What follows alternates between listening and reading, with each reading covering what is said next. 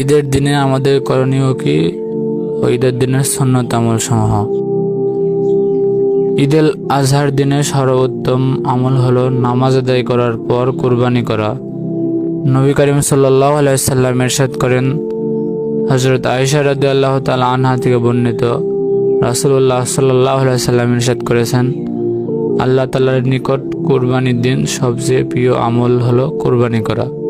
নিশ্চয়ই কুরবানির পশু কাল কিয়ামতের ময়দানের দিন তার শিং, চুল ও খুরসহ নিয়ে আল্লাহর দরবারে হাজির হবে এবং তার রক্ত মাটিতে পড়ার আগেই আল্লাহর নিকট এক বিশেষ মর্যাদা সম্পন্ন স্থানে পৌঁছায়, অর্থাৎ কবুল হয়ে যায়। অতএব কুরবানি করার দ্বারা আত্মার প্রশান্তি লাভ করো।